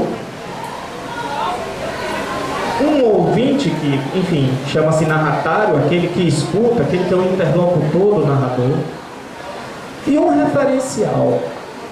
Bem, é algo um pouco diferente, mas a princípio nada demais, porque se a cada capítulo isso nos fosse informado, nós saberíamos quem está contando a história naquele exato instante. Qual é o problema? O problema é que o escritor, o autor, não nos informa isso. Então você lê o primeiro capítulo e você tem lá, ela chegou a casa e tal. Bem, está se falando então de uma personagem feminina. No segundo capítulo, sem nenhuma marca, sem nenhum elemento deítico, sem nenhum referencial, você tem uma construção narrativa que diz assim: ele naquele instante estava preocupado. E aí você se pergunta, ele quem misera? Se no primeiro era ela, por que no segundo capítulo é ele? Esse autor não sabe escrever um livro não, como é que ele muda a voz narrativa e não me avisa? Isso são problemas, isso são desafios da narrativa da contemporaneidade, sem dúvida nenhuma, dessa angústia, dessa sobreposição de vozes, né? Dessa coisa que a gente senta à mesa e todo mundo fala ao mesmo tempo. Agora, eu não acho necessariamente que isso seja uma ausência de subjetividade, eu acho que isso é de fato algo que se aproxima das diversas vozes do texto, algo que se aproxima da experiência da contemporânea, da simultaneidade dos discursos, né? Muito mais comum do que imaginamos é aquela situação em que você faz várias coisas ao mesmo tempo. Você está eventualmente assistindo TV, olhando as notícias no seu smartphone, e se vacilar ainda tem um livro ali que você de vez em quando dá uma olhada, lê o livro, está ouvindo música e conversando com o seu companheiro. Então isso é uma experiência do mundo contemporâneo, né? Dessas tecnologias todas que nos cercam e que nos afetam de alguma forma. E acho que a narrativa ela se inspira nesse modelo para se construir, para de alguma maneira fazer-se enquanto linguagem a partir da perspectiva da nossa experiência mais imediata, né? Se o mundo hoje é mais diverso, mais complexo, mais problemático, eu imagino que a narrativa tende a ser mais diversa, mais complexa e mais problemática, né? E por isso os filósofos nos ajudam muito a tentar entender um pouquinho as complexidades e os problemas da vida contemporânea. Bom, quero parabenizar a fala dos dois professores, mais uma vez agradecê-los Eu não tenho, assim, perguntas, não são perguntas, são só algumas questões, algumas reflexões. Primeiramente, eu queria dizer que eu fiquei totalmente surpresa, porque acho que as pessoas aqui não sabem, mas eu não tinha a menor ideia do que eles iam falar hoje. Eu simplesmente pedi que eles falassem sobre filosofia e literatura e eu queria mesmo ter essa experiência da surpresa e me surpreendi muito positivamente. Eu nunca ia imaginar que André conhecia esses tanto de filósofos que ele citou aqui. Parece daquele que é aluno da Gil ali, da professora Giovana, porque Foucault, Deleuze, todo mundo que ela gosta, Nietzsche. Então, já ia perguntar se ele era orientando de Giovana há tempo. Então, as referências são muito importantes, André, porque assim como a gente tem um público muito grande aqui de estudantes do curso de letras, e é importante que vocês dois marcaram essa necessidade da filosofia para o estudante de letras, né? Isso é muito bom. Só que é bom também para os estudantes de filosofia, né? Para os que estão aqui nessa condição, que eles também percebam a importância do contato com a literatura e os autores que vocês trouxeram como referência, que são importantes também. Por exemplo, você citou, André, o Jorge Luiz Borges, que eu costumo indicar para os meus alunos, mas eu não sei se alguém já teve essa curiosidade de ler Borges. Outros autores também que a gente cita, e que é importante eles ouvirem também de vocês como os autores da filosofia são importantes para letras, para a área de literatura, de letras de modo geral, e como os da literatura são importantes para a filosofia, né? Então eu fiquei bastante contente com esse número de autores todos que você lê e trouxe aqui pra gente. Teve uma coisinha que o André falou, quando ele estava falando do Nietzsche, da origem da tragédia, do Apolíneo e do Dionisíaco, que você colocou assim, o conotativo e o denotativo, né? Que a literatura é uma calma e bagunça. Seria Apolo e Dionísio, né? Apolo acalmando e Dionísio bagunçando. No caso da filosofia, há muitas aproximações, né? Entre literatura e filosofia, mas eu diria que no caso da filosofia, a filosofia nunca acalma. E eu tenho a impressão de que a literatura também não. Eu não sei até que ponto a literatura pode nos acalmar. Eu acho que ela bagunça também muito, assim como a filosofia, né? Isso elas têm em comum. E o que me chamou a atenção na fala do professor Tarcísio foi aquela coisa da experiência vicária, que você falou que ia falar um pouquinho mais, que era o ponto que você queria trazer. E aí eu gostaria de pedi-lo que falasse um pouquinho mais disso. Porque isso me chamou a atenção justamente pelo fato de que um autor que eu tenho estudado bastante, que é um autor francês, Henri Bergson, e que influenciou essa gama toda aí de filósofos franceses que vocês citaram, e que, curiosamente, foi prêmio Nobel de Literatura, não tendo escrito nenhuma obra, nenhum romance, nenhuma obra de literatura de fato, né? Não há prêmio Nobel de Filosofia. Então ele ganhou o prêmio Nobel de Literatura em 1907. Por sua obra Evolução Criadora. Então esse autor, ele fala tem um elemento importante na filosofia de Bergson, que é a intuição. Ele vai converter a intuição em um método filosófico, né? Um método bastante rigoroso. E essa intuição, em alguma medida, a gente pode caracterizá-la como uma espécie de simpatia, que me lembrou justamente essa experiência que o professor Tarcísio colocou aqui, a experiência vicária, essa simpatia de você colocar-se no lugar do outro, de você quase que viver aquela experiência, né? Então, eu gostaria que o professor Tarcísio falasse um pouco mais disso, como a literatura pode nos levar a essa experiência vicária. Eu, assim, preciso confessar que não sou um leitor de Henri Bergson, enfim, não teria muito como comentar sobre o conceito de intuição, mas voltando à ideia da experiência vicária, eu acho que a primeira coisa que a gente precisa ter muito claro, até porque algumas narrativas, você tem uma narrativa cujo narrador é o personagem, as pessoas às vezes associam o narrador, e é compreensível essa confusão, as pessoas confundem o narrador com o autor, o sujeito empírico do enredo, né? Aquele que escreve a história. Ou, no outro extremo, confundem com a personagem do enredo. E eu acho que para a gente sair dessa cilada é fundamental a gente compreender o narrador como uma entidade do texto ficcional, assim como você vai ter o tempo, o espaço, as próprias personagens. O narrador é uma voz, a gente não pode entendê-la como uma voz do autor.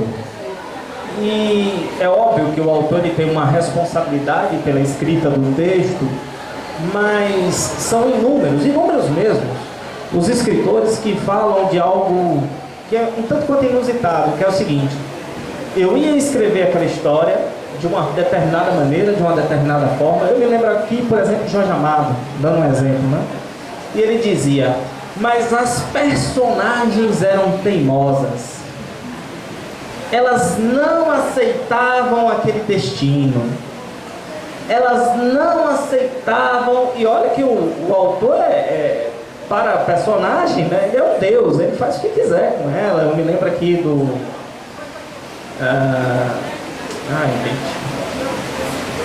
o Oswald de Andrade, em Serafim Potigrande, tem um texto do Oswald de Andrade, aí aparece um personagem chato na história, e aí o Oswald chega assim, olha, para resolver esse problema, vou matar o personagem.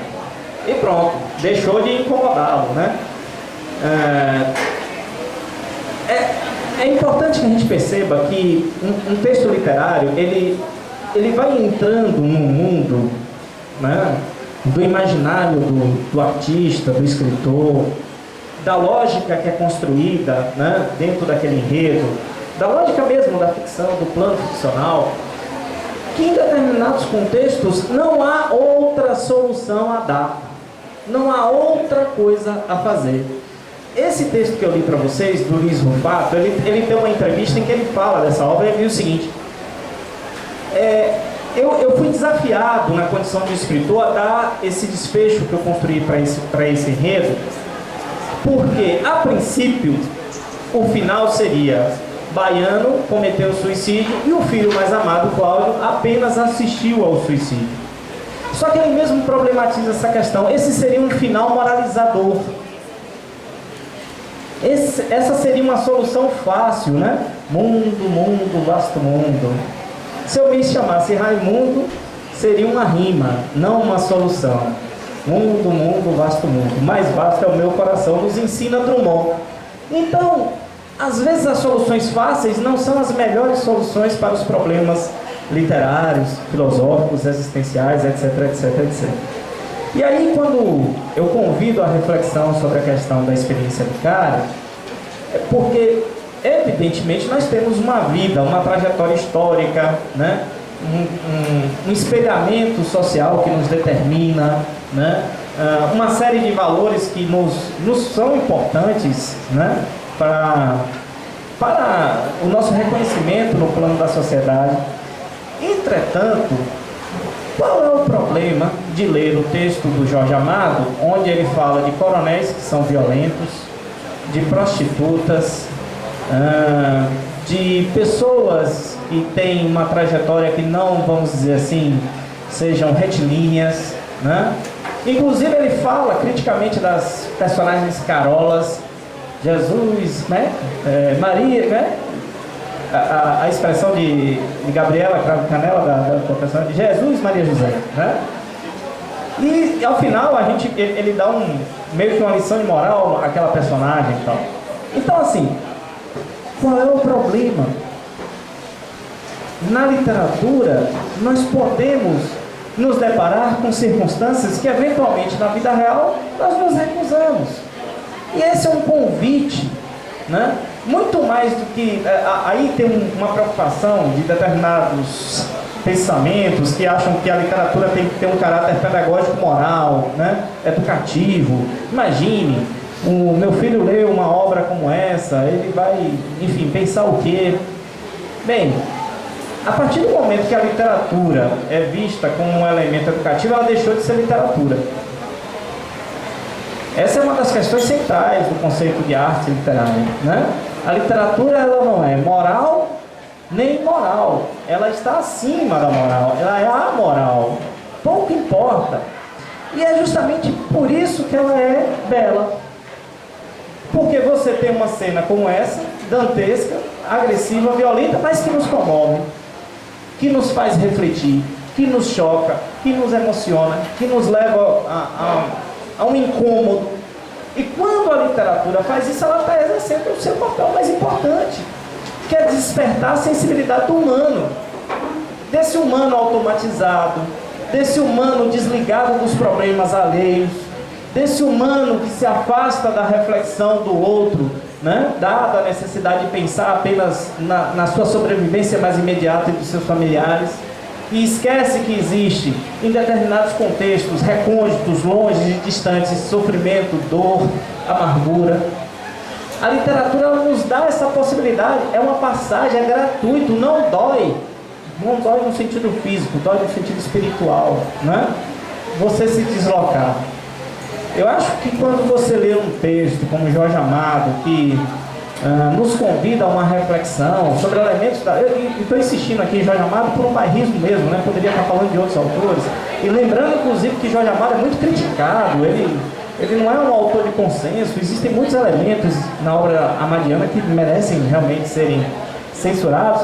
Mas assim, quando você lê um autor como esse, você passa a entender melhor o lugar onde você está, o seu contexto, a sua lógica, a sua dinâmica.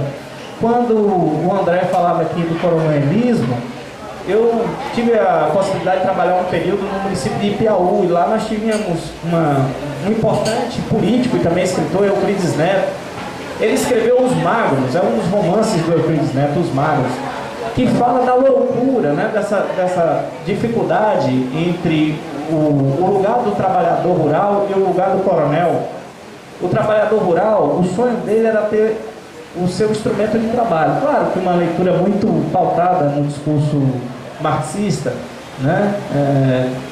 E o trabalhador rural trabalha, junta dinheiro. Quando ele vai comprar o instrumento de trabalho dele, que é o facão, que ele chega na venda, a inflação aumentou o preço do facão, ele não consegue comprar o facão, ele precisa continuar dependendo da relação com o coronel. E por outro lado, o coronel é uma figura tão excêntrica, né, que como ele não consegue ter filho, a mulher enlouquece ou tem momentos de falta de lucidez e se apega a uma boneca como filha e cria uma boneca como filha, imagine, né, enquanto os trabalhadores passam fome. Então, esse elemento, ele não serve de denúncia, né? Agora, é evidente que na contemporaneidade, com a fragmentação da narrativa, com a crise dos narradores, do lugar do narrador, né? Com essa perspectiva, vamos dizer assim, embaçada da narrativa da contemporaneidade, é muito mais difícil a gente perceber essa relação da experiência do outro, porque muitas oportunidades você não sabe nem quem é o outro que está contando a história. Mas, efetivamente, quando nós nos damos conta dessa estética, a gente vai perceber que ela está falando do que é a experiência mais imediata, né? Quando você percebe que os seus atos e comportamentos, de alguma forma, dialogam com esse mundo complexo, né? Falho, fragmentado, destituído de valores mais tradicionais, vamos dizer assim. Com isso eu não quero fazer uma crítica, mas apontar para uma reiterada necessidade de se reinventar, né? Bem, e me parece que o leitor, quando ele está disposto, né, quando ele está aberto ao texto literário, porque volta, eu insisto naquilo que eu disse anteriormente, muitas vezes o leitor está fechado, ele lê, mas ele não quer ler, ou ele não quer entrar no jogo que está ali. E é um direito, o leitor não precisa gostar de todas as obras, enfim, mas a literatura ela só vai se realizar plenamente se você aceitar ser a prostituta do texto, se você aceitar ser o marginal que o texto coloca, se você aceitar o lugar que o autor, de alguma forma, através do seu narrador, que é uma figura diferente do autor, nos convida a ser, né? Então, é um pouco esse o desafio quando a gente está lendo um texto. Ao invés de ficar dizendo eu não concordo, eu não concordo, eu não concordo, eu não concordo, é você entender o seguinte, olha, vou concordar, nem que seja por 200 páginas, né? Recentemente, em uma das turmas, a gente trabalhou um pouco com literatura erótica no século XVII, baseada em textos que envolviam noviças, freiras. E o título é Que Seja em Segredo. A sua experiência enquanto leitor, se você vai gostar de tudo aquilo que o texto está dizendo, você não precisa dizer para ninguém, que seja em segredo, mas leia, aproveite. Talvez essa seja uma das experiências contemporâneas que mais nos enriquece, tá bom? Fica o convite.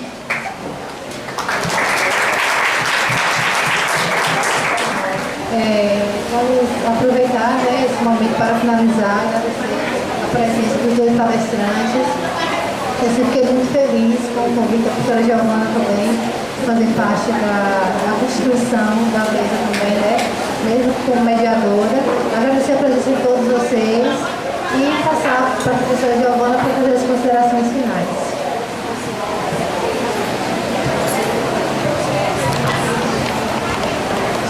Mais uma vez, muito obrigada a vocês por terem contribuído para a nossa noite hoje aqui. Com certeza, vou chamá-los novamente para a gente continuar essa discussão. Eu queria ouvir a passagem do Machado de Assis, eu fiquei muito curiosa. Tarcísio ficou devendo, ele vai ler essa passagem. E eu gostaria, Tarcísio, depois que a gente pudesse prolongar essa discussão, dos elementos filosóficos na obra do Machado. Fiquei bem curiosa, acho que não é ele, mas é um momento interessante para a gente. Bom, obrigada. Sim, Anderson estava lembrando que podem ficar à vontade aqui, viu? Podem continuar comendo pizza, bebendo aí, fiquem à vontade. Agradeço novamente aqui ao espaço, ao restaurante Outros Sabores, Catarina e Pedro. E boa noite a todos, continuem se divertindo.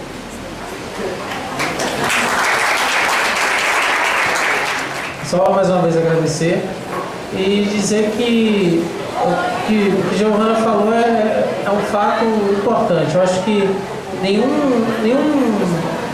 ramo do conhecimento está livre, vamos dizer assim, não é bem a palavra, mas assim, todos precisamos da literatura, de alguma maneira, porque sempre haverá um diálogo, sempre haverá um personagem, uma história, uma referência que vai nos falar alguma coisa.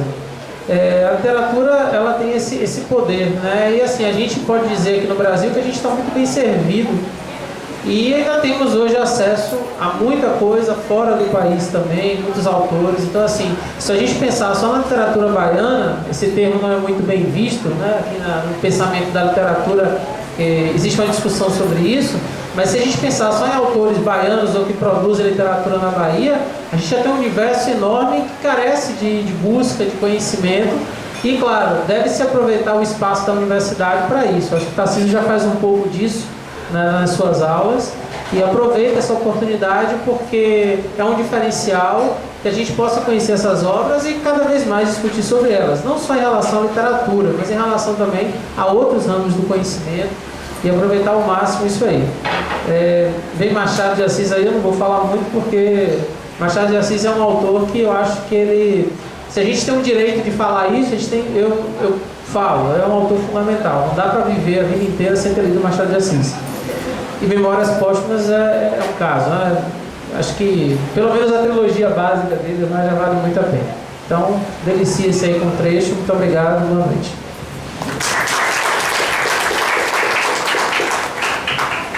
Mais do que um final, é a minha redenção, porque no último evento que eu pude participar, eu defendi loucamente as posições de Silvio Romero e inclusive fiz a leitura de uma crítica. Silvio Romero, só contextualizando, é um importante crítico literário brasileiro do final do século XIX. Apaixonadíssimo, equivocadíssimo numa série de coisas, mas corajoso. Falava o que pensava. E o Silvio Romero escreve uma crítica desancando a poesia de Machado de Assis. É bem verdade, a poesia de Machado de Assis em relação à prosa perde em densidade, a gente sabe disso, mas o crítico foi extremamente ácido. E aí eu falei, não, hoje eu tenho que fazer as pazes com Machado de Assis, você não vai ficar sem impressão de que eu não gosto do bruxo, do Cosme Velho, isso não é verdadeiro. E trouxe aqui uma passagem da obra Quincas Borba. Quincas Borba foi escrito e publicado em 1891. Entretanto, 10 anos antes, Machado de Assis publicou Memórias Póstumas de Brás Cubas. E nessa obra, que a crítica literária considera a obra que inaugura o realismo na literatura brasileira, e para mim, mais do que inaugurar qualquer tipo de período literário, é uma obra que dialoga, na minha opinião, com a própria experiência da contemporaneidade, com a própria experiência da narrativa moderna, né? Machado de Assis, sem dúvida nenhuma, é um escritor para além do seu tempo, né? Ele introduz na obra Memórias Póstumas de Brás Cubas esse personagem, o que é um fato curioso, porque 10 anos antes dele publicar o livro, ele já coloca o personagem numa obra anterior, né? Esse é um personagem que aparece em 2 obras do Machado de Assis, sempre com o mesmo papel, que é de... Em Memórias Póstumas ele aparece na condição de um mendigo. Inclusive é muito interessante quando ele dá um endereço para Brás Cubas, ele diz assim: eu moro no 3º degrau da escadaria da igreja de São Francisco, né? Então é muito interessante. Mas é uma figura que pensa, que busca refletir sobre a sociedade do seu tempo. E em Quincas Borba, o Machado de Assis, ele realmente ele extrapola bastante essa questão das discussões filosóficas do seu tempo, inclusive desancando alguns críticos literários que o detratavam, como, por exemplo, o Silvio Romero, adeptos de teorias filosóficas, as quais Machado de Assis, de forma irônica e satírica, ridiculariza de algum modo na sua obra literária. Olhe como Machado não era brincadeira. Então, essa é a passagem em que a famosa expressão aos vencedores as batatas, né? Tem uma música do Blitz, né? Aquela que era bem famosa e tal. Então, você venceu, batatas fritas. Então é a versão moderna lá do ao vencedor as batatas. Vejamos, o Quincas Borbas, ele é o criador ficcional de uma filosofia chamada humanitismo. E aí, em diálogo com Rubião, ele explica a teoria do seu humanitismo a partir desse texto. Não há morte. O encontro de 2 expansões, ou a expansão de 2 formas, pode determinar a supressão de uma delas, mas rigorosamente não há morte. A vida, porque a supressão de uma é princípio universal e comum. Daí o caráter conservador e benéfico da guerra. Supõe tu um campo de batatas e 2 tribos famintas. As batatas apenas chegam para alimentar uma das tribos que, assim, adquire forças para transpor a montanha e ir a outra vertente, onde há batatas em abundância. Mas, se as 2 tribos dividirem em paz as batatas do campo, não chegam a nutrir-se suficientemente e morrem de inanição. A paz, nesse caso, é a destruição. A guerra é a conservação. Uma das tribos extermina a outra e recolhe os despojos. Daí a alegria da vitória, os hinos, aclamações, recompensas públicas e todos os demais feitos das ações bélicas. Se a guerra não fosse isso, tais demonstrações não chegariam a dar-se, pelo motivo real que o homem só comemora e ama o que lhe é aprazível ou vantajoso, e pelo motivo racional de que nenhuma pessoa canoniza uma ação que virtualmente a destrói. Ao vencido, ódio ou compaixão. Ao vencedor, as batatas. Mas a opinião do exterminado: não há exterminado. Desaparece o fenômeno, a substância é a mesma.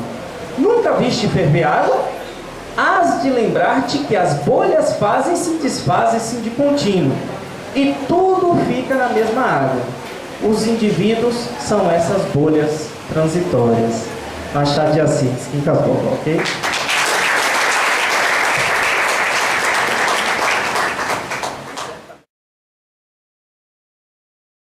O evento foi de grande importância, até mesmo porque veio para poder acrescentar mais conhecimento, tanto na área de filosofia como na área de literatura, que com certeza há de servir para complementar a base que já temos de teoria acadêmica. Então se fica a recomendação para que outros eventos assim como esse venham a acontecer, até mesmo que eles venham para agregar. Tudo que vem nesse sentido de agregar, para nós, enquanto acadêmicos, é de suma importância. Então, gostaria de agradecer a professora Giovana e dizer que esse evento da Feira Filosófica é um evento muito rico. Esse, então, relacionado à filosofia com a literatura. Então, tanto o professor Tarcísio quanto o professor André trouxeram abordagem muito interessante e precisa sobre a filosofia e a literatura. E o evento está cada dia melhor e cada dia mais consistente. Um grande evento, um evento que só tem, mais uma vez, acrescentar a formação como professor para entender melhor a literatura e a filosofia. Esse diálogo que é muito importante. Obrigado. Vem, oh meu bem, não chore não, eu vou cantar pra você. Vem, oh meu bem, não chore não, eu vou cantar pra você.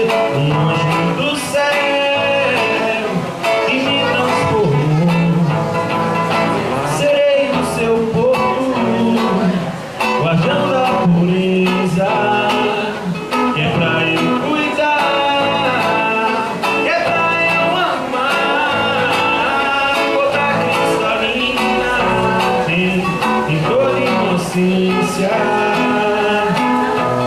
Vem, oh meu bem, não chore não, eu vou cantar pra você.